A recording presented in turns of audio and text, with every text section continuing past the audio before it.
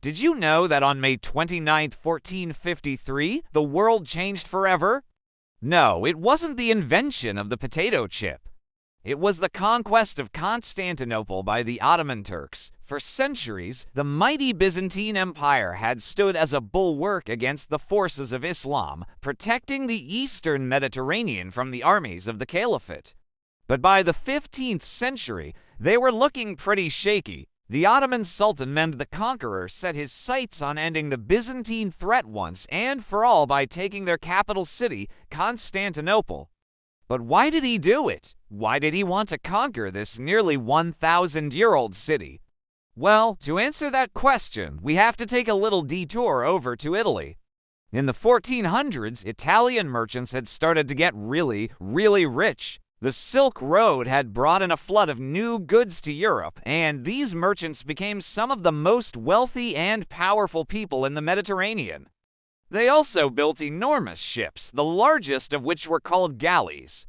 These galleys were so big that they needed multiple masts to support their sails.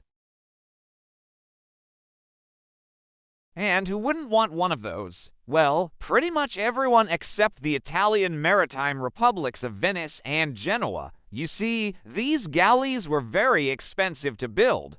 And since warfare was basically a constant in the Mediterranean, the two republics spent a fortune defending their trade routes. To make matters worse, the Black Death had recently ravaged Italy, killing off about half the population and leaving even more economic strain on the remaining half.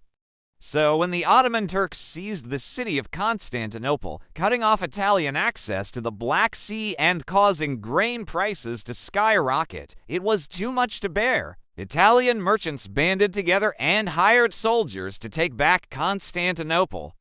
Meanwhile, the Ottoman Empire was in the midst of a power struggle. Mehmed the Conqueror had recently seized the throne from his uncle, and he was eager to prove himself as a great sultan. Conquering Constantinople would be a great way to do that. Plus, the Ottomans had long coveted the city's lucrative trade routes. So, with outside forces amassing at the city gates, both eager to get their hands on the Turkish prize, the Byzantines were quickly overwhelmed and the city fell. But what happened next surprised everyone. Instead of pillaging the city, as was customary in the Ottoman Empire, Mehmed the Conqueror treated Constantinople as if it were his own. He kept the treasury full and the markets stocked. He invited the leading scholars from around the world to set up shop in the city, and he made it the new capital of the Ottoman Empire. As for the Italians, they got nothing but a swift kick in the pants and a reminder to stay out of Ottoman waters. To learn more ways that Constantinople changed the world, stay tuned.